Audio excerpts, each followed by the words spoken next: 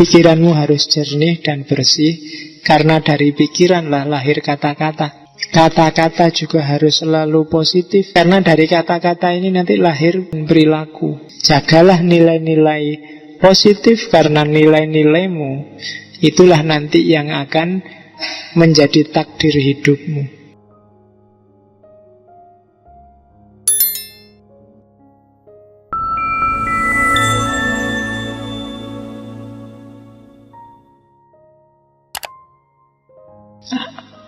Ada 3 modelnya ahimsa.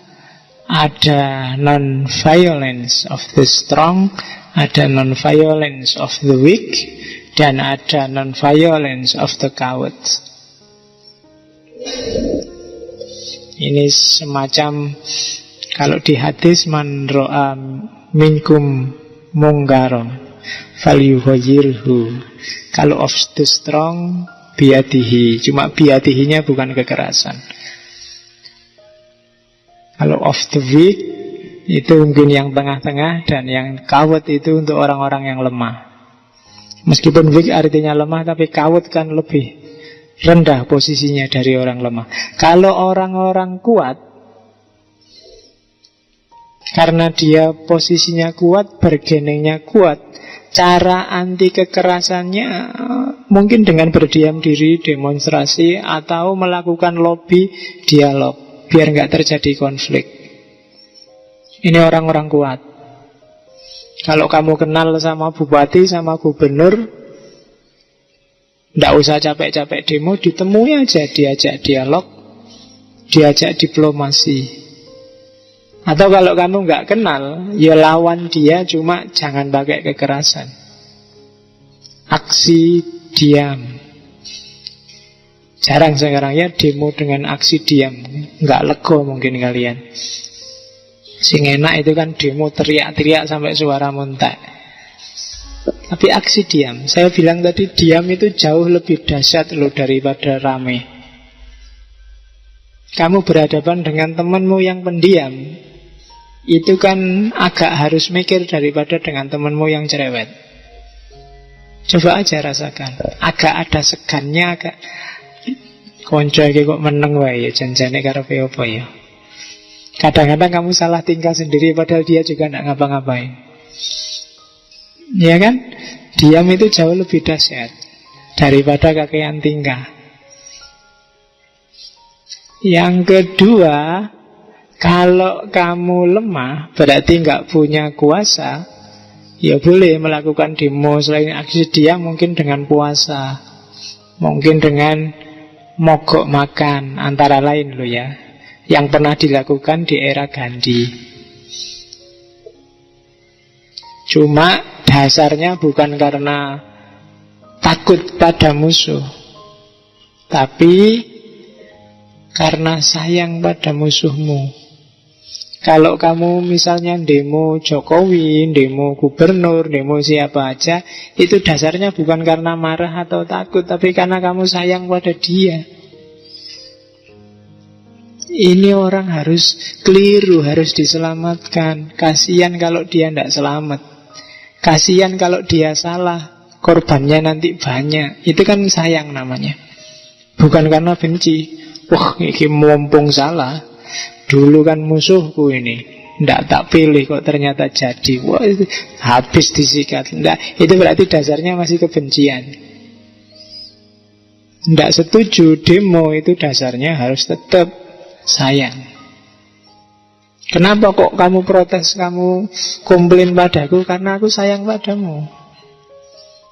Bukan karena, kalau aku tidak sayang padamu, kamu salah, kamu keliru, aku diam aja, cuek aja dong. Tapi karena aku sayang, kamu tak ingetin. Kalau enggak, dadeh, kita enggak usah ngomong aja kan. Itu demo dengan cara diam. Tidak enak loh. Coba kamu sak kos-kosan, temenmu kan kamu milih mana dia komplain dengan cara marah-marah, apa tiba-tiba diem, tidak ngomong 2 hari. Kamu kan lebih gelisah kalau dia tidak ngomong 2 hari. Kamu mesti mikir, iki cah iki kenapa yo, kalbonan ning ndi kok ora ngomong-ngomong. Tapi begitu dia marah, klak kan gampang selesai urusannya. Oh itu toh, kalau itu sih beres. Tapi kalau diem, itu kamu lebih susah. Itu power diam itu luar biasa, jangan salah. Terus ada lagi orang yang di bawahnya lemah. Memang dasarnya dia penakut. Ada level orang tertentu, ya mungkin rakyat yang sangat kecil. Kalau kita kan rakyat kecil. Nah, mungkin ada rakyat yang sangat kecil, lebih kecil dari kita. Kan ada kan, mungkin petani-petani di pelosok itu lihat kalian kan, wah ini mahasiswa orang besar. Tapi kita merasa kecil. Mungkin ada yang di bawah kita yang sangat kecil, yang tidak bisa mikir, tidak bisa apa-apa. Nah itu mungkin perlu sedikit pelatihan, perlu sedikit masukan-masukan. Tapi tetap bisa diarahkan untuk ahimsa, untuk melakukan gerakan anti kekerasan. Termasuk yang sempat dijelaskan oleh Gandhi, perempuan. Perempuan itu kan diantara yang kadang-kadang merasa tidak pada tempatnya melakukan aktivitas-aktivitas semacam komplain, semacam demo dan lain sebagainya. Boleh, tidak apa-apa. Maka perlu penyadaran-penyadaran. Non-violence of the coward. Setelah identifikasi diri baru terus melakukan aktivitas-aktivitas anti kekerasan. Oke, itu model-modelnya ahimsa. Oke. Sebenarnya kalau dalam agama Hindu, ahimsa itu menunjukkan bahwa kita manusia. Karena sebelum ahimsa itu kan himsa, keras. Keras itu ciri manusia yang peradabannya belum maju, masih pindah-pindah. Alatnya masih batu, kayu, dan yang sejenis itu. Makanannya serba binatang, karena belum mengerti cocok tanam. Itu kan sangat keras. Kalau kalian lihat film-film dokumenter manusia sebelum peradaban ini kan keras luar biasa. Cirinya himsa. Tapi semakin kesini, semakin maju, semakin modern kan semakin ahimsa. Semakin tertata, semakin tertib, semakin damai. Maka katanya teori ini, kok ada orang suka kekerasan, berarti dia cara berpikirnya masih primitif, masih sebelum peradaban. Kok ada temanmu sidik-sidik ngamuk, nah itu berarti evolusinya belum sempurna. Belum selesai. Jadi ya gak usah dilateni, kamu tinggal bilang, ya sudah kamu berevolusi dulu, jadi manusia modern. Kok sidik-sidik nesu, sidik-sidik ngamuk, sidik-sidik nantang gelut. Nah itu berarti evolusinya belum sempurna.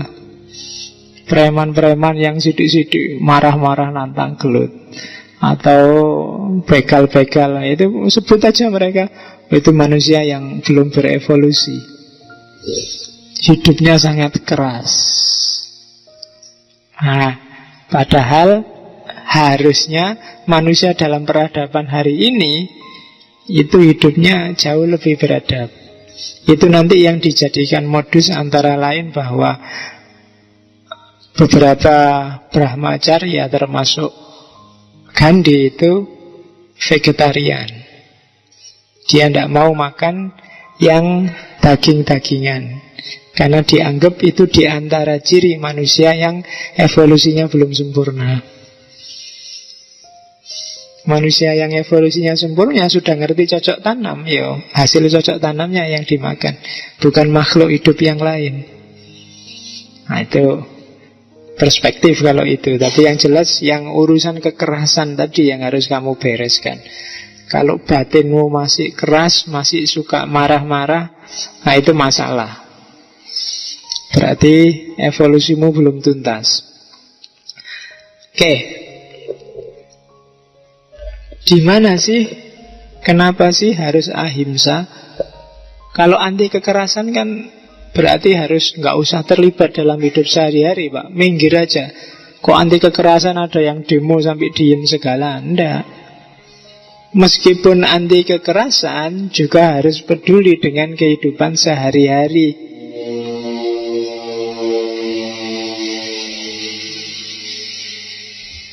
Tidak boleh orang pasrah, tidak peduli lagi pada kehidupannya, cueklah semuanya. Tapi juga nggak boleh agresif, menang-menangan, semua dikalahkan. Jadi ahimsa itu titik tengah antara hidup yang agresif dan hidup yang menyerah. Dua-duanya tidak manusiawi. Hidup yang manusiawi itu kan gitu, tidak menyerah. Apalagi berhadapan dengan kekuasaan yang membelenggu, yang tiran, yang tidak nyerah. Kalau nyerah berarti nggak manusiawi. Nggak ada orang yang secara sadar mau ditindas. Kebalikannya, melawan tiran, melawan kekerasan, melawan orang jahat kok dengan kekerasan, itu ya sama aja. Kamu levelnya berarti sama. Sama-sama tidak manusiawi. Antara yang kritik dan yang dikritik posisinya sama. Kamu juga pakai kekerasan, dia juga pakai kekerasan. Nah, bedanya apa? ISIS bantai orang, yang anti ISIS bantai ISIS, podo. Kekerasan dengan kekerasan sama aja. Tidak ada bedanya. Itu dasar berpikirnya. Maka jangan dong kekerasan, jangan dilawan dengan kekerasan. Apa bedanya? Itulah dasar berpikirnya ahimsa. Gandhi sempat menyebut Al-Quran di tulisannya. Katanya Gandhi, sebenarnya semua agama itu anti kekerasan, termasuk Islam. Meskipun ada beberapa ayat dalam Al-Quran yang konotasinya kekerasan, tapi sebenarnya itu jalan agar ahimsa, ketidakkerasan, bisa hidup. Jadi kalau katanya Gandhi ini, kalau ada ayat di Quran kok ini kok ayat kok keras, mungkin nyuruh orang perang, nyuruh orang saling membunuh, katanya Gandhi, kalau yang paham Quran itu sebenarnya jalan agar kehidupan anti kekerasan setelah itu bisa subur. Ini yang ingin meneliti, mungkin ada mahasiswa yang menggeluti tafsir, silakan dilacak bahwa ayat-ayat kekerasan dalam Islam itu sebenarnya ada untuk tujuan anti kekerasan. Itu agak dalam analisisnya. Yang ahli tafsir yang bisa silakan dikumpulkan secara tematik ayat-ayat kekerasan, terus dicek konteksnya. Apa iya ayat-ayat kekerasan itu sebenarnya ujungnya adalah untuk menghidupkan hidup yang anti kekerasan. Itu katanya Gandhi. Oke, kita lewati sekarang ahimsa. Sudah terlalu lama saya ngomong ahimsa. Sekarang gagasan selanjutnya dari Gandhi adalah Swadesi.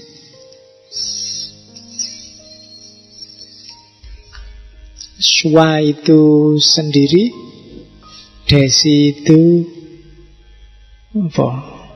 Kamu kenalnya Desi Ratnasari apa Desi yang sedang sendirian. Swadesi itu cinta tanah airnya sendiri. Caranya apa? Abdikan hidupmu. Jadi hidup kita adalah pengabdian di semua level. Hidup pribadimu abdikan untuk kebaikan keluargamu. Kalau keluargamu sudah bagus, abdikan untuk kebaikan masyarakat sekelilingmu. Kalau kehidupan masyarakat sekelilingmu sudah bagus, abdikan untuk kebaikan negaramu. Itu Swadesi. Jadi berhadapan dengan negara, dengan lingkungan, dengan keluarga, jangan menuntut, tapi mengabdi. Itu yang jarang ditemukan di Indonesia hari ini. Setiap orang minta sesuatu dari Indonesia. Sak presiden-presidennya. Harusnya ndak. Harusnya swadesi, memberikan sesuatu sekecil apapun yang kamu mampu. Termasuk yang terkenal kan praktek swadesinya Gandhi, bikin memintal benang sendiri.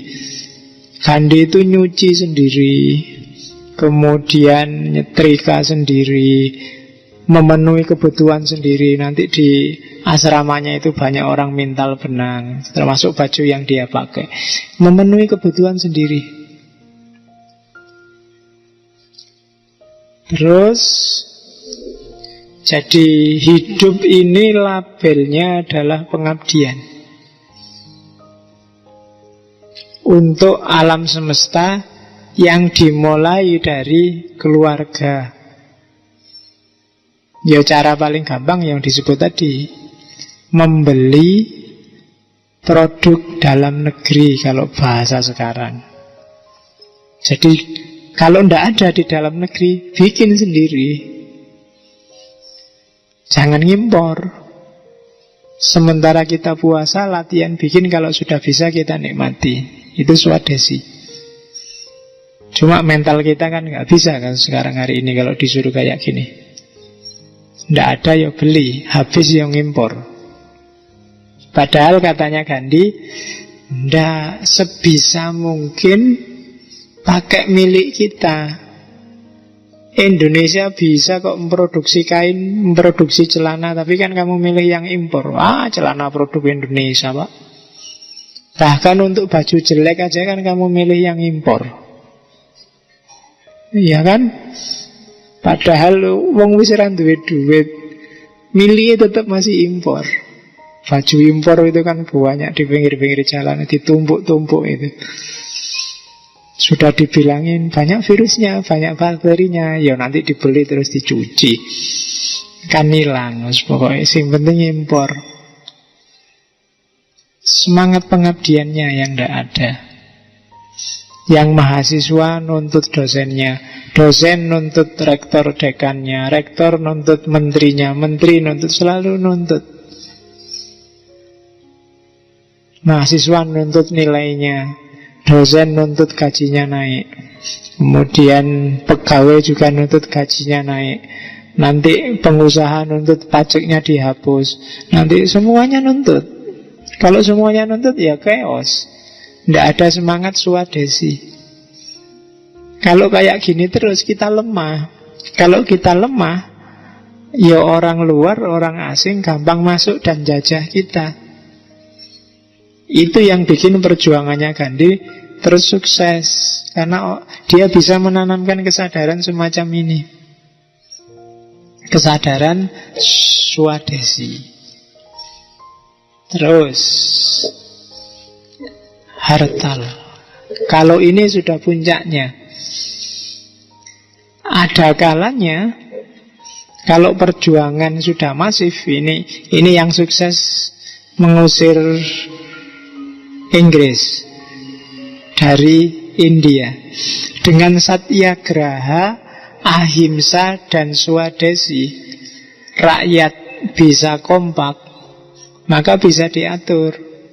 Melawan Inggris gampang. Ayo kita kompak, semua mogok nasional, toko-toko tutup, pegawai-pegawai libur lah, nggak usah masuk.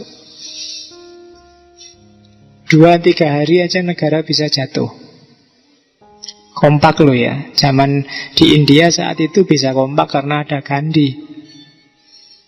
Dulu Indonesia bisa menjatuhkan Soeharto kan karena hampir kompak kan orang se-Indonesia. Kalau kompak bisa. Itulah Hartal. Jadi dengan kayak gini Inggris bisa jatuh. Padahal sudah ada di India selama lebih dari 28 tahun. Cuma cara protesnya, cara mogoknya ndak brutal kayak kita. Ahimsanya main. Mungkin dengan puasa, mungkin dengan wiritan bareng, mungkin dengan doa bersama. Itulah hartal. Yo, tak doakan para pemimpin bisa sadar. Nggak usah kita turunkan, turun sendiri. Amin, gitu kan. Oh, itu kalau sak negara bilang gitu, mesti yo pimpinannya gatel. Ya kan? Itu hartal.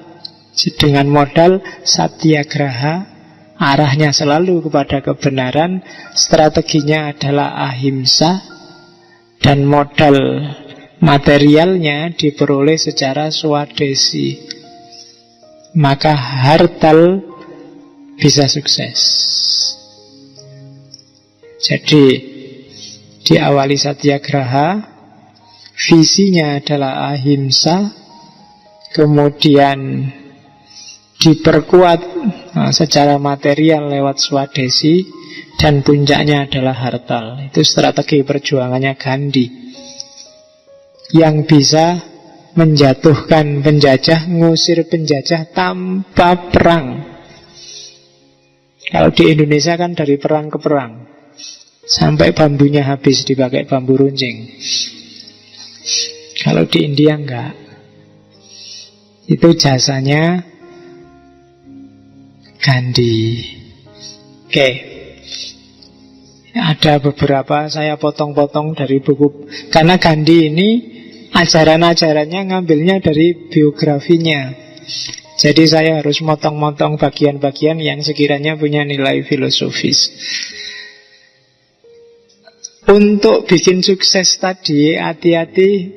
Kadang-kadang masyarakat punya 7 dosa. Kehidupan kita bareng-bareng bernegara itu, hati-hati dengan 7 dosa ini. Kalau 7 dosa ini ada, ya tadi perjuangannya nggak akan sukses. Yang pertama, politik tanpa prinsip. Mikire sukses, mikire yang materi-materi ukurannya, tapi tidak ada prinsip. Sebentar lagi negara akan jatuh. Mending tidak terlalu kaya tapi punya prinsip, fondasi negara akan kuat, daripada kaya tapi melacurkan diri, tidak punya prinsip. Yang kedua, bisnis tanpa moralitas. Hasilnya pasti konglomerat. Jarak antara kaya miskin semakin jauh.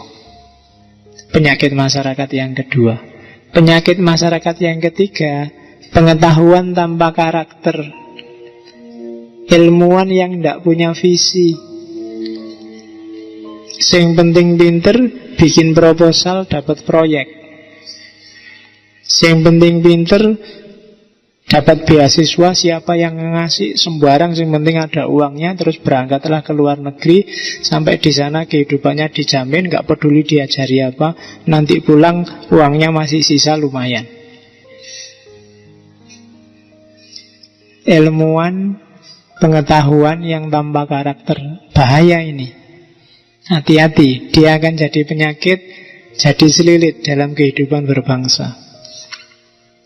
Yang keempat, sains tanpa kemanusiaan. Pengembangan keilmuan tapi tidak peduli dengan humanitas. Yang penting maju, yang penting modern, yang penting canggih, tidak peduli dengan kemanusiaan. Terus yang kelima, kaya tanpa kerja. Semakin banyak orang mikir bahwa dia bisa kaya tanpa kerja, semakin rusak negara. Semakin buruh ingin nuntut, gajinya dinaikkan. Semakin pegawai negeri nuntut, demo bayarannya dinaikkan. Semakin MLM gampang bikin orang terlena. Semakin mikirnya kan gitu, kaya tanpa kerja. Yang keenam, pingin seneng-seneng tanpa nurani, sakarepe dhewe. Itu yang keenam, gak perlu dijelasin. Semakin banyak orang kayak gini, pingin seneng sakarepe dhewe, semakin rusak negara. Dan yang ketujuh, ketakwaan tanpa penyangkalan diri, tanpa introspeksi. Kelompok agamawan, para ulama yang tidak bisa introspeksi, selalu merasa dirinya benar terus, hasilnya pasti kekerasan dan konflik. Penyakit ketujuh. Jadi politikusnya tanpa prinsip, bisnismennya tidak bermoral, ilmuwannya tidak punya visi, tidak punya karakter, sainnya dikembangkan tanpa punya kepedulian kemanusiaan, orangnya serakah tapi tidak mau kerja, semua orang ingin seneng dan tidak peduli dengan yang lain tanpa nurani, dan para ulamanya merasa benar sendiri, maka negaranya wassalamualaikum, pasti rusak. Ya, kalau tujuh-tujuhnya ini ada, sakitnya tuh di sini.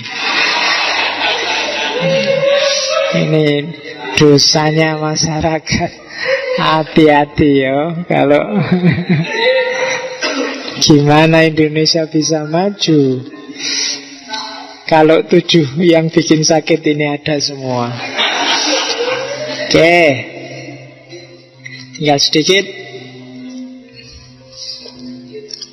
Gandhi termasuk tokoh yang menjelajahi hampir semua agama, meskipun menemukan esensi bahwa semua agama mengajarkan kedamaian, anti kekerasan.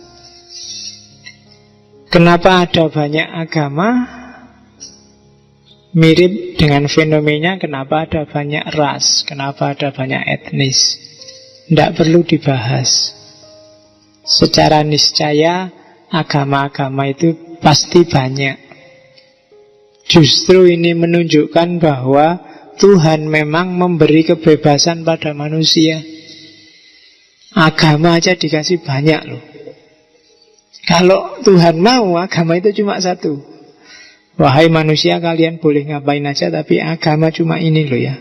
Tapi dalam kenyataannya agama itu banyak. Berarti apa? Memang Allah, Tuhan ngasih kebebasan yang full pada manusia. Pilihlah yang menurut kamu benar. Besok aku tinggal ngitung, tinggal menghisap. Iya, Tuhan dan agama. Jadi bagi Gandhi problemnya di situ. Maka manusia ya silahkan menentukan nasibnya sendiri dengan kebebasannya. Itu untuk Tuhan dan agama. Oke, ini potongan-potongan yang tak bilang tadi dari biografinya. Masih 10 menit lagi ya. Yang pertama, life as if you were to die tomorrow, dan learn as if you were to live forever. Hiduplah seolah-olah kamu mati besok.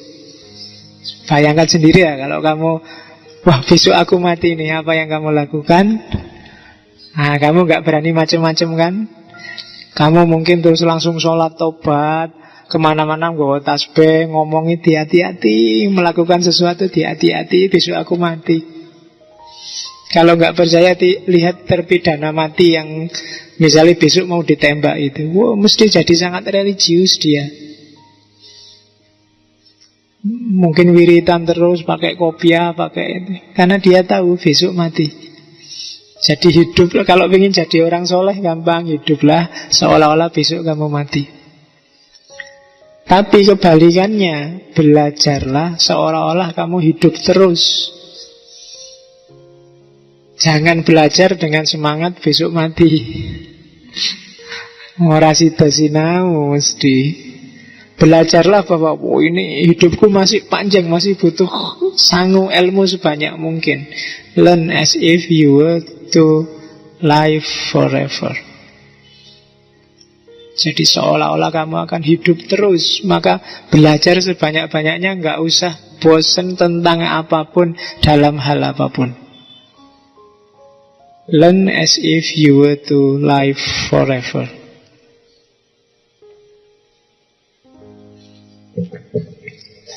Ini juga dari potongan biografinya. Berjuanglah seperti Gandhi,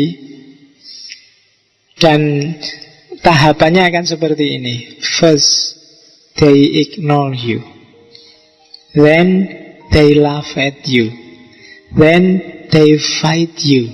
Then, you win. Gayalah kayak ahimsa tadi, yang anti kekerasan tadi, yang mungkin di kepalamu sampai hari ini gak masuk akal. Orang-orang tanggapannya, urutannya akan seperti itu. Yang pertama, dia akan cuek padamu. Paling dia bilang ki waras apa ora. Terus mereka akan ketawa, ngetawain kamu. Ini orang bisa mikir apa ndak ya, dikasari kayak gitu kok balesnya masih senyum-senyum, masih dimaafkan aja. Kamu diketawain. Tapi pada saatnya kalau gerakanmu sudah dianggap mengancam, dia akan melawanmu. Kamu mendakwahkan anti kekerasan mungkin juga di debat orang. Kayak kamu sejak tadi mungkin gatel, loh Pak, kalau ketemu begal itu kan jihad Pak, lawan Pak. Kamu akan didebat, kamu akan dilawan, then they fight you. Tapi pada akhirnya, dari sisi hasil, sebenarnya kamu akan menang. Then you win.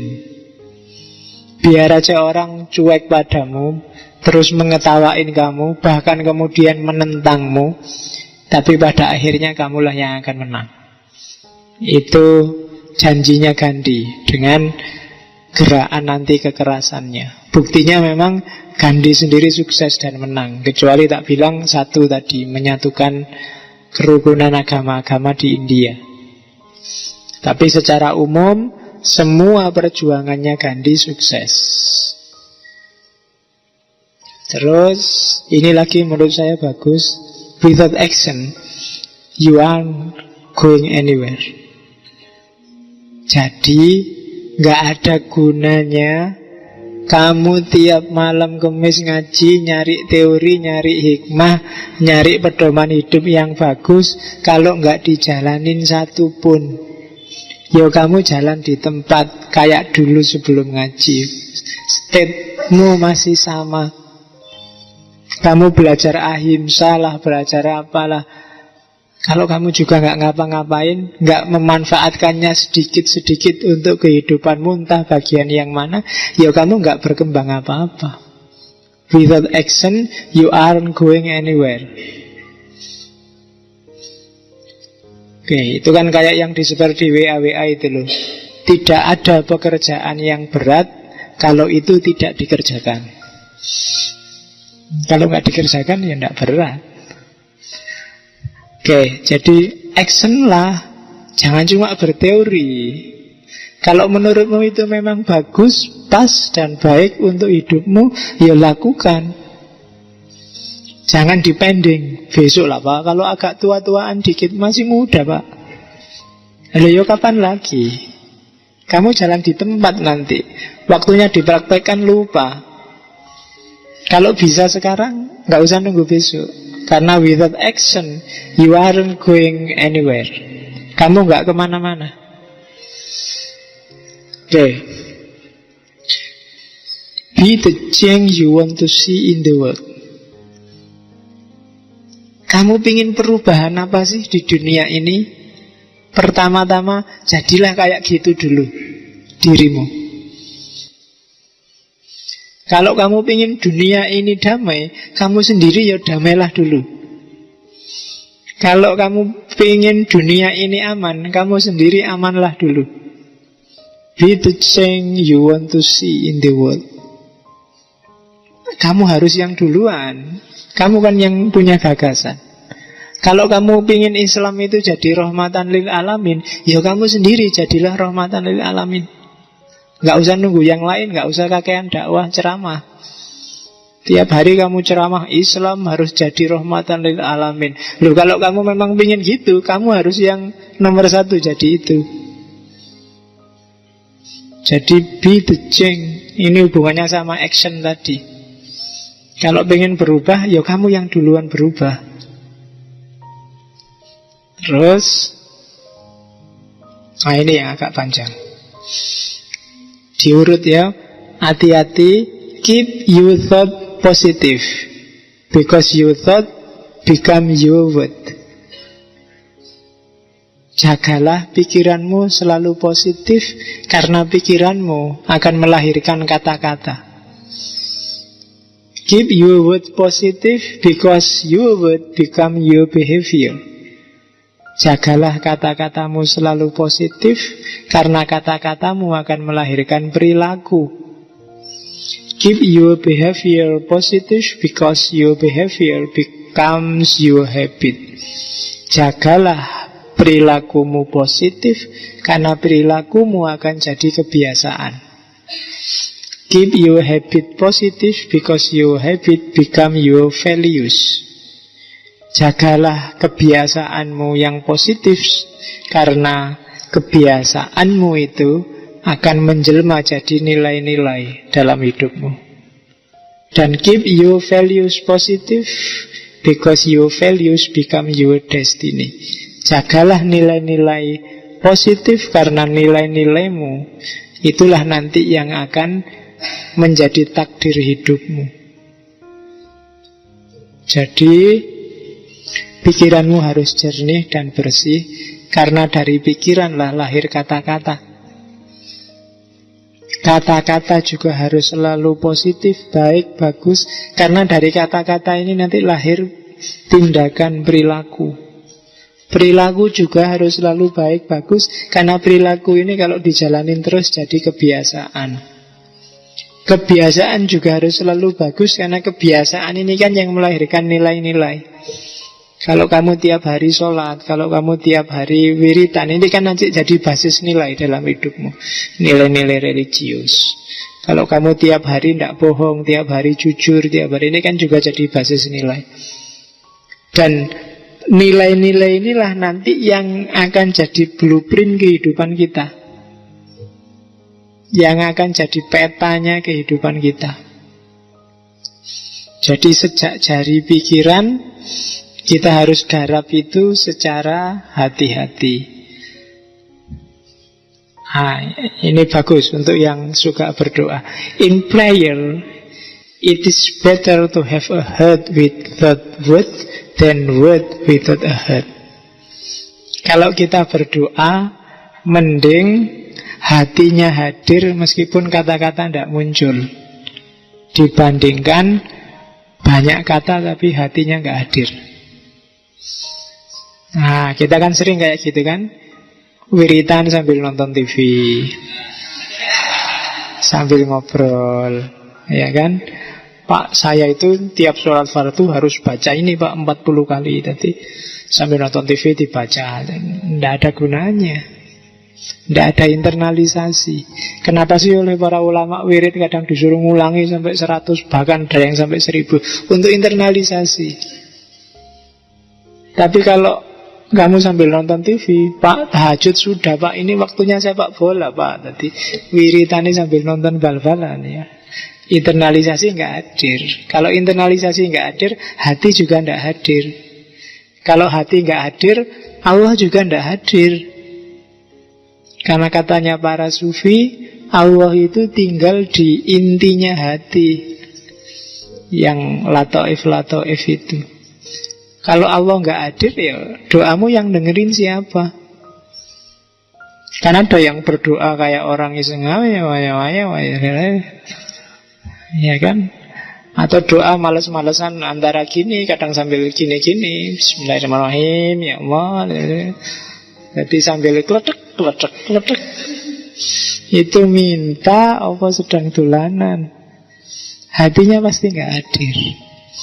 Maka katanya Gandhi, better to have a heart without word than word without head.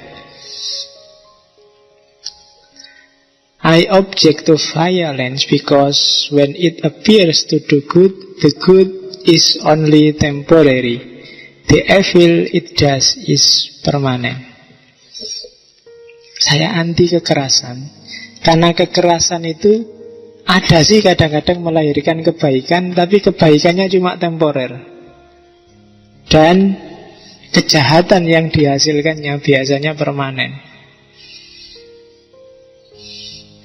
Kamu keras pada adikmu misalnya, adikmu nyoret-nyoret tembok misalnya, terus kamu marahi, tembok dicoret-coret, akhirnya kamu dapat kebaikan. Sekarang adikmu nggak berani coret-coret, tembokmu bersih. Tapi tembok bersih itu kan kebaikan yang sementara. Padahal mungkin luka hati adikmu, ya kan, traumanya dia bisa dibawa sampai tua, itu permanen. Mungkin dia jadi penakut, mungkin dia agak minder kalau harus nulis, kalau harus gambar, dan seterusnya. Itu hasil violence. Kamu dimarahi dosen aja kan gitu, nggak masalah dimarahinnya. Coba ya kamu ngantuk misalnya di kelas, terus dosennya marah luar biasa, kuliah kok ngantuk, keluar sana, cuci muka, wudhu misalnya. Loh beres, saat itu juga kamu ndak ngantuk.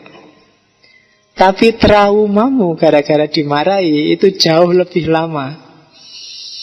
Mungkin sampai besok kalau kamu ketemu dosen itu kamu agak takut karena terbayang kamu pernah dimarahi gara-gara ngantuk. Jadi the evil it does is permanent.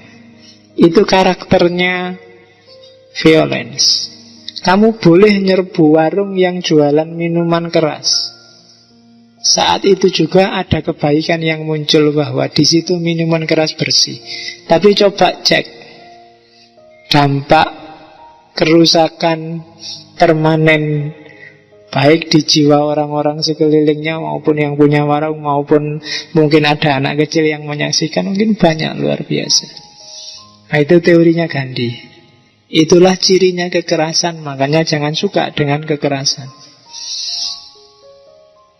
Dan nobody can hurt you without your permission. Kenapa sih kamu jangan kekerasan?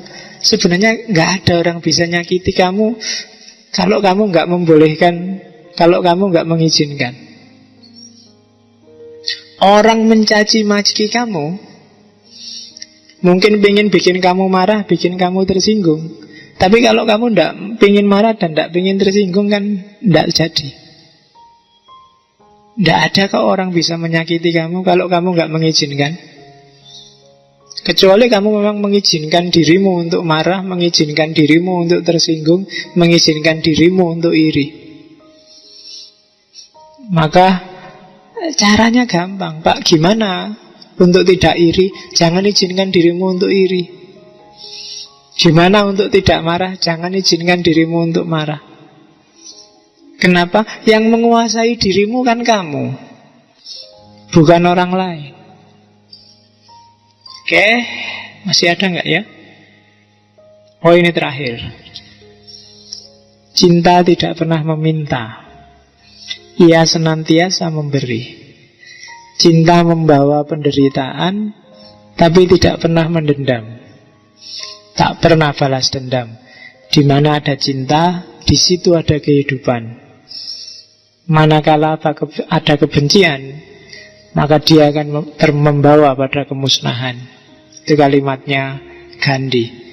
Maka hidup basisnya harus anti kekerasan. Karena anti kekerasan itu menunjukkan cinta yang selalu memberi, tidak pernah dendam, dan tidak pernah benci. Karena kebencian hanya membawa kehancuran. Bukan kehancuran yang dibenci, tapi pertama-tama adalah kehancuran yang membenci. Itu teori terakhir malam ini dari Gandhi. Silahkan dilanjutkan, direnungkan di rumah, diambil yang relevan. Syukur-syukur bisa dijalankan, biar nggak diketawain oleh Gandhi. Karena tanpa action nggak ada gunanya. Kamu capek-capek tiap malam ngaji, harus ada progresnya. Oke, alhamdulillah saya akhiri sekian. Wallahul muwafiq, wallahu a'lam bissawab, wal afu minkum, wassalamualaikum warahmatullahi wabarakatuh.